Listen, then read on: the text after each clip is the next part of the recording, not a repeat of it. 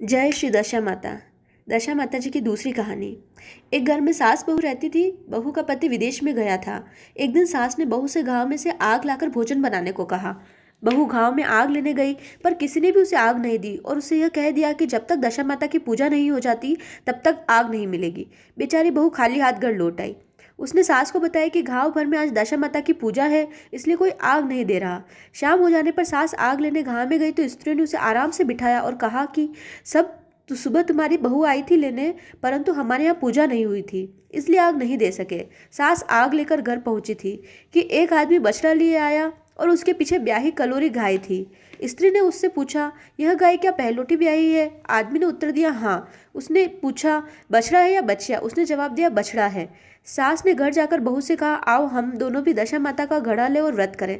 दोनों सास बहू ने घड़े लिए, सवेरे से व्रत आरंभ किया। 9 व्रत पूरे हो जाने पर 10वें दिन घड़े की पूजा की। सास बहू दोनों ने मिलकर गोल गोल 10 अर्थात कुल 20 फेरे बनाए। 21वां एक बड़ा फेरा गाय को दिया। पूजन समाप्त होने पर सास बहू दोनों ने पारण किया।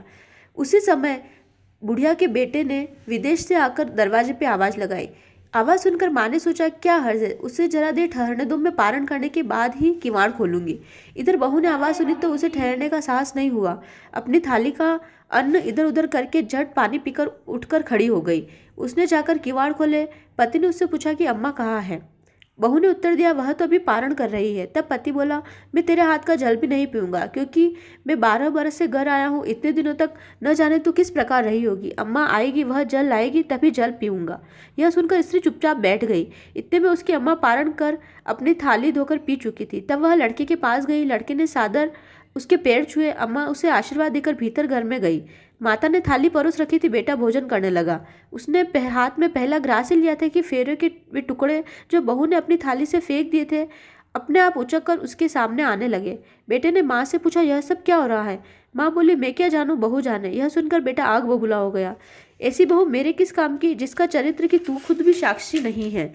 उसको मैं अपने घर में नहीं रह सकता। इसे अभी घर से निकालो। यदि यह घर में रहेगी तो मैं नहीं रहूंगा। माँ ने बेटे के व्रत का पारण का सब हाल बताकर उसे समझाने की कोशिश की, परंतु वह मानने को तैयार नहीं हुआ। वह यही कहता रहा कि इसे घर से बाहर करो तो मैं रह सकता हूँ। माँ ने सोचा, बहू को थोड़ी देर के लिए बाहर कर देती हूँ, जब बेटे का गुस्सा शांत होगा तो बहू को बुला लूंगी। बुढ़िया ने बहू से कहा, देहरी के बाहर जाकर उसारे के नीचे थोड़ी देर के लिए खड़ी हो जा। जब बहू उसारे के नीचे खड़ी हुई तो उसारा बोला, मुझसे हटकर खड़ी हो, मैं दशा माता की विरोधी की छाया नहीं दे सकती। इस पर वहां से चलकर गिरोची के पास गई। गिरोची बोली, मुझसे हटकर खड़ी हो, मुझसे इतना भार घड़ों का नहीं है जितना तेरा है। वहां से हटकर धूप के ढेर पर खड़ी हो गई। धूर बोली, मुझे इतना भार कूड़े का नहीं जितना तेरा है। यहाँ से चली जा और कहीं और जाकर खड़ी हो जा। इस प्रकार उसे कहीं भी कोई खड़ा नहीं होने दे रहा था। वह अपने मन में बहुत दुखी हो रही थी। वह जंगल में चली गई। जंगल में भूखी प्यासी घूमती रही। एक अंधे कुएं में गिर पड़ी।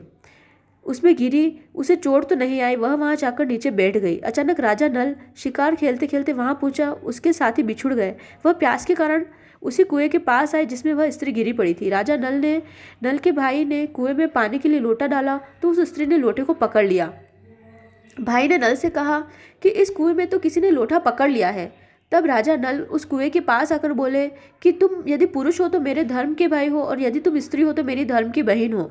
तुम जो भी हो बोलो, मैं तुम्हें बाहर निकाल लूंगा। स्त्री ने आवाज दी। राजा ने उसे बाहर निकाल लिया तथा उसे हाथी पर बैठाकर राजधानी ले आया।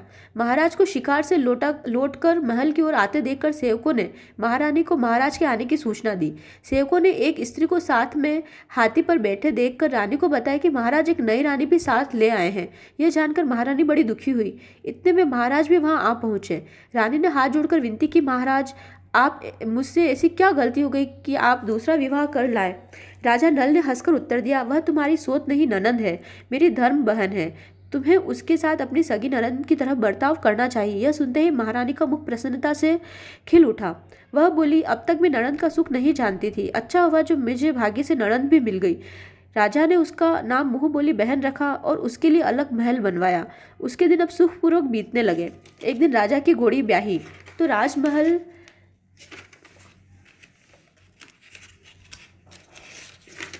राजमहल की स्त्रियां बधाई गीत गाने लगी। मुंह बोली बहन ने अपनी दासियों से कहा, बाहर जाकर पता करो कि किस बात की बधाई बन रही है। दासियों ने बताया, महाराज की घोड़ी ने अच्छी घड़ी में एक उत्तम बछड़ी को जन्म दिया है, उसकी बधाई गाई जा रही है। मुंह बोली बहन ने पूछा, पहलोटी ब्याई है या दूसरी तीसरी बार? दासियों ने उत्तर दिया, यह तो पहलोटी है। तब मुंह बोली बहन ने महारानी के पास जाकर कहा, आओ भावज रानी, तुम हम दोनों मिलकर दशा माता का घड़ा ले। रानी ने पूछा, घड़ा क्या चीज़ है, मुझे समझा। वह बोली, दशा माता के व्रत का यह नियम है कि पहले पहल जब गाय या घोड़ी या स्त्री का प्रसव सुने तब घड़ा लेकर व्रत आरंभ करते हैं। 9 व्रत करने के बाद 10वें दिन घड़े की पूजन कर विसर्जन करते हैं। इसी के साथ उसका पारण का नियम भी बताया। तब महारानी बोली, तुम्हारा व्रत तुमको फल। मैं पूरी और दूध की खीर खाने वाली रानी महारानी भला बनफरा गोले की पपड़ी खाकर कैसे रह सकती हूँ? ऐसा खाना मेरी बोला। वह बोली, भाभी मुझे जो चाहो कह लो, परंतु व्रत के संबंध में कुछ मत कहो। मैं इसी व्रत के उल्लंघन के कारण मारी मारी फिरी और आपके देश में आ गई। महारानी ने उदासीनता से कहा, मुझे क्या पड़ी है, तुम्हें जो अच्छा लगे वह करो, मैं मना तो नहीं कर रही।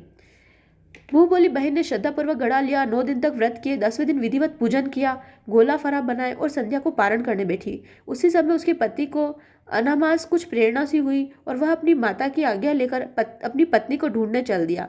घूमता फिरता वह राजा नल की राजधानी में पहुंच गया और अपनी पत्नी का पता लगाने लगा।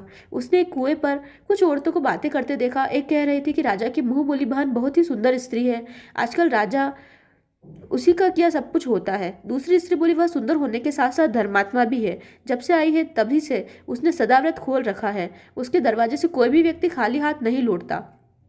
तीसरी स्त्री बोली, जैसी वह धर्मात्मा है वैसी सदाचारिणी भी है। चौथी स्त्री बोली, वह सदाचारिणी और सर्वप्रिय भी है, सारी प्रजा उससे खुश है। पांचवी स्त्री बोली, यह सब तो है, परंतु अभी तक यह पता नहीं चला कि वह कौन है और कहाँ की रहने वाली है। उन औरत की बात सुनकर साधु वेश में राजा नल की मुंह बोली बहन से महल के द्वार मिलने वह पहुंच गया। वहां उसने भिक्षा हेतु आवाज लगाई तो द्वारपाल उसे भिक्षा देने लगा। उसने द्वारपाल के हाथों से भिक्षा लेने से मना कर दिया और बोला कि भिक्षा देने वाली स्वामिनी के हाथ से ही भिक्षा ग्रहण करूंगा, नहीं तो मैं अपने रास्ते चला जाऊंगा।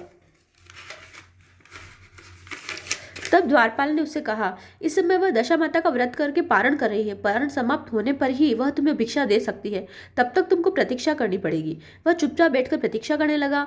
पारण कर लेने पर वह मुट्ठी भर मोती लेकर आई, परंतु सामने अपने पति को पल्ला फैलाए देखकर वह मुस्कुराती हुई लौट गई। दोनों ने एक दूसरे को पहचान लिया था। महारानी ने मुंह बोली ननद को मुस्कुराते देखकर कहा, जब से तुम आई हो आज पहली बार तुम्हारे चेहरे पर मुस्कुराहट देखी है। आज इस साधु को देखकर हंसने का क्या कारण है? मुंह बोली बहन ने उत्तर दिया, वह साधु हमारे घर का है। रानी ने पूछा, तब वह ऐसे क्यों आया है? वह बोली कि वह अभी मेरा पता लगाने आया है। महारानी ने राजा नल से कहा, तुम्हारी मुंह बोली बहन के घर के लोग आए हैं। राजा ने कहा, उनसे कह दो कि अभी यहाँ से घर जाकर वह हमारी हैसियत से आए, तब मैं बहन की विदाई करूंगा। राजा नल की मुंह बोली बहन का पति घर जाकर अपनी माँ से बोला, तुम्हारी बहू राजा नल के यहाँ उसकी बहन बनकर रह रही है। वह रोज सदाव्रत करती है और नियम धर्म से दिन बिताती है। तब उसकी माता ने उसे आज्ञा दी कि बहू को ले आओ। वह डोली पीनस गाजे बाजे कहार आदि के साथ यथाचित सज धज कर राजा नल की राजधानी चल दिया।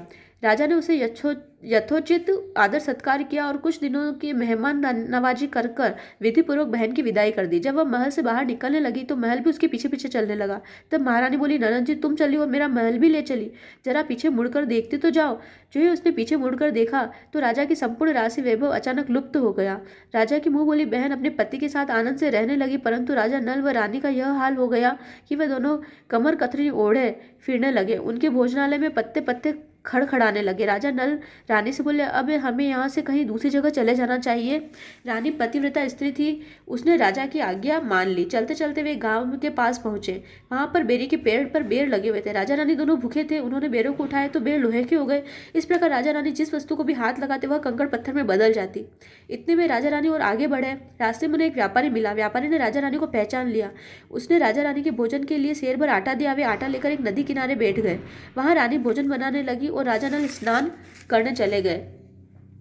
उस नदी में मछुआरे मछलियां पकड़ रहे थे।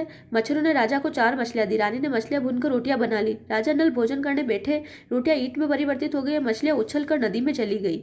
वहां से चलकर राजा रानी अपनी मुंह बोली बहन के घर गए। बहन को जब पता चला कि भाई भोजे आए हैं तो उसने पूछा, कैसे आए हैं?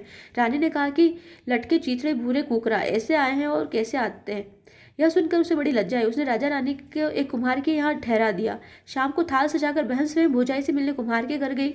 उसने भोजाई के सामने थाल रखा तो भोजाई ने कहा कि इस थाल में जो कुछ भी है कुम्हार के चक्के के नीचे रख दो और चली जाओ। ननद थाल का सामान चक्के के नीचे रखकर चली गई। थोड़ी देर में राजा रानी ने आकर देखा कि बहन क्या लाई है। तो राजा ने कहा, लाई आई तो थी पर कुछ लाई थी, आई तो थी पर जो कुछ लाई थी वो उस चक्के के नीचे रखवा दिया है। राजा ने वहां देखा तो कंकड़ पत्थर के सिवा कुछ भी नहीं था। राजा को समझते देर न लगी कि यह सब उनकी कुदशा का कारण है। भला वह मेरे लिए कंकड़ पत्थर क्यों लाएगी। अब राजा रानी वहां से चलकर अपने मित्र के घर गए। मित्र को लोगों से पता चला कि उसके घर तो उसने पूछा कैसे आना हुआ। उन्होंने उत्तर दिया, कमरी ओढ़े कथरी बिछाए मांग मांग कर खाए। ऐसे आए हैं और कैसे आए हैं। मित्र ने दुखी होकर कहा, कोई हानि नहीं, जैसे आए हैं वैसे अच्छे आए, आखिर मेरे मित्र हैं, उन्हें महलों में ले जा। मित्र ने उन दोनों का स्वागत किया, स्वादिष्ट भोजन कराया, एक कमरे में उनके लिए पलंग बिछवा दिया। उस कमरे में एक खूंटी पर 9 का हार टंगा था और पलंग की पाटी पर बिजुरिया खांडा रखा था। आधी रात के समय राजा तो सो गए परंतु रानी जग रही थी। रानी ने देखा कि हार वाली खूंटी के पास दीवार में एक मोर का चित्र बना है। मोर धीरे धीरे हार निगल रहा है। रानी ने राजा को जगाकर वह दृश्य दिखाया। राजा ने सोचा कि यहाँ से चुपचाप भाग चलना चाहिए, नहीं तो सवेरे चोरी का कलंक लगेगा। तब मित्र को क्या मुंह दिखाएंगे। बेचारे राजा रानी रात में उठकर जंगल की तरफ चल दिए। दोनों चलते चलते एक दूसरे राजा की राजधानी पहुंच गए। वहां अतिथि और भिक्षुओं को सदाव्रत दिया जाता था। वे दोनों भी सदाव्रत लेने गए परंतु उस समय सदाव्रत बंद हो चुका था। वहां के अधिकारियों ने कहा, यह लोग न जाने कहाँ के अभागे आए हैं, इन्हें देने के लिए अब कुछ भी नहीं बचा है, फिर भी इन्हें एक एक मुट्ठी चने दे दो। उन्हें इस प्रकार के अनादर और कुवाच्य सहित दान लेना अस्वीकार कर दिया। वे दानाध्यक्ष की निंदा करने लगे और बोले, ऐसी कंजूसी है तो सदाव्रत देने का नाम ही क्यों करता है। दानाध्यक्ष बोला, यह तो बड़ा घमंडी भिक्षुक है, भीख भी मांगता है और गाली भी देता है, इनको हवालात में डाल दो। इस प्रकार दोनों को एक कोठरी में बंद करा दिया। एक एक मुट्ठी चने दोनों को खाने को मिलने लगे। जिस कोठरी में राजा रानी को बंद किया था उसी के पास एक आम रास्ता था। वहां एक मेहतरानी राजा की घुड़साल को साफ करती थी और उस रास्ते से निकला करती थी। एक दिन वह बहुत देर से निकली। रानी ने पूछा कि आज सुबह इतनी देर कैसे हो गई। वह बोली कि आज राजा की घोड़ी भी आई है, उसकी टहल में देर हो गई। रानी ने पूछा, घोड़ी पहली बार में आई है, दूसरी बार या तीसरी बार। मेहतरानी बोली, पहली बार। फिर रानी ने पूछा, बछड़ा हुआ या बछड़ी। तो मेहतरानी ने बताया कि बछड़ा हुआ। यह सुनकर रानी ने राजा से कहा, एक बार मैंने तुम्हारी मुंह बोली बहन के घड़े का अनादर किया था, उसी दिन से हमारी दशा बदल गई। आज मैं दशा माता का घड़ा लेना चाहती हूँ। राजा ने कहा, परंतु यह पूजा की सामग्री कहाँ से लाएगी, उसके नियम धर्म का पालन कैसे होगा। रानी ने उत्तर दिया, वही दशा माता सब कुछ करेगी, मैं तो उनका नाम लेकर घड़ा लेती हूँ, फिर जो होगा देखा जाएगा। रानी ने 9 तार राजा की पगड़ी से और 1 तार अपने आंचल का लेकर घड़ा तैयार किया और उसी समय से व्रत करने लगी। थोड़ी देर में वहां का राजा अपनी घोड़ी को देखने के लिए उसी रास्ते से निकला। राजा ने नल दमयंती को कोठरी में बंद देखकर पूछा कि वे लोग कौन है और इनका क्या अपराध है। पहरेदारों ने कहा कि ये लोग भिक्षा लेने आए थे, ये आपको आशीर्वाद देने की बजाय गालियां दे रहे थे। इसी कारण दानाध्यक्ष ने इन लोगों को कैद में डाल दिया। राजा ने कहा, यह तो इनका अपराध कोई नहीं है, इनको मनवांछित भिक्षा न मिली होगी इसलिए यह गालियां देने लगे। इनको संतुष्ट करना चाहिए था, न कि कैद में डालना चाहिए था। अब इनको रिहा कर दो। राजा की आज्ञा से उसी समय उन दोनों को कोठरी से बाहर निकाल दिया गया। राजा उनके पाँव में पद्म और माथे पर चंद्रमा देखकर पहचान गए कि यह तो राजा नल और रानी दमयंती है। इस पर उसने दोनों के हाथ जोड़कर क्षमा मांगी और हाथी पर बैठाकर अपने महल ले गया। कुछ दिन तक राजा के यहाँ रहकर उन दोनों ने पूरे राशि ठाट के साथ अपनी राजधानी की ओर प्रस्थान किया। रास्ते में वह पहले मित्र के यहाँ गए। मित्र ने राजा नल के आने की खबर सुनी और लोगों से पूछा, मित्र आए तो कैसे आए। लोगों ने कहा, अब की बार तो राशि ठाट बाट के साथ हाथी, घोड़े, डंका, निशान, पालकी, पिनस और फौज के साथ आए हैं। मित्र ने कहा, अच्छी बात है, आने दो, मेरे मित्र हैं। तब भी जब जैसे थे अब भी वैसे ही अब भी हैं। मेरे लिए तो जैसे तब थे वैसे ही अब भी हैं। आखिर है तो मित्र ही। राजा रानी मित्र के महल गए। मित्र ने उनको आदर सत्कार के साथ उसी स्थान पर ठहराया जिस स्थान पर पहले ठहराया था। आधी रात के समय जब राजा सो रहे थे और रानी पैर दबा रही थी, तब रानी ने देखा कि मोर का चित्र जो पहले हार निकल रहा था उसे उगल रहा है। रानी ने राजा को जगाकर यह दृश्य दिखाया। राजा नल ने अपने मित्र को बुलाकर यह दिखाया। मित्र बोला कि मैंने तब तुमको न तो तब चोरी लगाई थी, न अब लगाता हूँ। यह दृश्य कुदशा का फल है। आप निश्चिंत रहिए, मेरे मन में कोई मेल नहीं है। मित्र के यहाँ से चलकर राजा रानी अपनी मुंह बोली बहन के यहाँ गए। जब उसने सुना कि राजा भैया आ रहे हैं तो उसने लोगों से पूछा, कैसे आ रहे हैं। लोगों ने कहा, जिस प्रकार राजा रानी को आना चाहिए उसी प्रकार आ रहे हैं। उसने कहा, उनको मेरे महल ले आओ। तब राजा नल का हाथी बहन के महल की ओर बढ़ा। तब रानी ने कहा, आप अपनी बहन के घर जाइए, मैं तो उसी कुम्हार के घर पर रहूंगी जिसके यहाँ पहले ठहरी थी। राजा ने कहा, जिस कारण इतने दुख उठाए तुम फिर उससे झगड़ा मोल लेना चाहती हो, यह तुम अच्छा नहीं कर रही हो। परंतु रानी नहीं मानी, वह कुमार के घर पर ही ठहरी। राजा बहन के घर चले गए। शाम को राजा की बहन भावच के लिए थाल सजाकर लाई। उसकी भावच के सामने थाल रख दिया। भावच सोने चांदी के गहने उतार कर रखने लगे और कहने लगी, खाओ रे मेरे सोने चांदी के गहनों को खाओ, हम भूखे नंगे क्या खाएंगे। यह उलाहना सुनकर ननद बोली, यह उपालम और बोली, किस पर कसती हो। मुझसे जो कुछ हो सका सो तब भी लाई थी और अब भी लाई हूँ। विश्वास न हो सके तो चक्के के नीचे अब भी देख लो। सचमुच चक्के के नीचे देखा तो वहाँ पर मणिक मोतियों का ढेर लगा था। रानी यह सब देखकर सन्न रह गई। वो बोली, ननद जी तुम्हारा कोई दोष नहीं, यह तो मेरी ही कुदशा का परिणाम था। रानी ने ननद का लाया सब सामान तथा उसमें अपनी तरफ से कुछ और जवाहरात मिलाकर ननद को वापस कर दिया, परंतु पूजा का न्योता देना भूल गई। वहाँ से चलकर राजा सूरा गाय के पास आए। गाय ने सेना सहित राजा को भरपेट दूध पिलाया। वहाँ से आगे चलकर वे नदी के तट पर पहुंचे तो वहाँ पड़ाव डाला, भोजन बनवाया। जब राजा रानी भोजन करने बैठे तो उस समय नदी से उछलकर गिरी हुई भुनी भुनाई मछलियाँ अपने आप थाली में गिर पड़ी। वे रोटियां जो ईंट बन गई थी फिर से रोटियां बन गई। राजा ने कहा, यह सब क्या हो रहा है, कुछ समझ नहीं आता। रानी ने बताया, ये रोटियां और मछलियाँ वही है जो उस दिन हमें नसीब ही में नहीं मिली थी। मैं यदि आपसे उस समय कहती कि तली हुई मछलियाँ जल में उछल गई और रोटियां ईंट बन गई तो आप इसे कदापि सच न मानते। इसी कारण मुझे बहाना बनाना पड़ा था। अब राजा रानी अपनी राजधानी की तरफ आगे बढ़े। जब राजा की फौज अपनी राजधानी के समीप पहुंचती तो वहाँ के लोगों ने समझा कि दूसरे राजा की राजधानी पर आक्रमण कर दिया है। वे घबराए।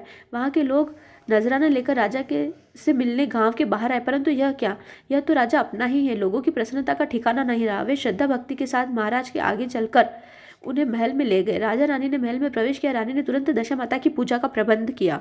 उसने उस पूजा में नगर की सभी सौभाग्यवती स्त्रियों को बुलाया। भगवती के भोग के लिए सब प्रकार के पकवान बनाए। आटे की 10 बत्तियाँ, 10 शक्कर की गुजिया और 10-10 अठवाइयाँ सुहागिनों के आंचल में डाली। सुहागिनों का श्रृंगार आदि करके दशा माता की पूजा आरंभ की।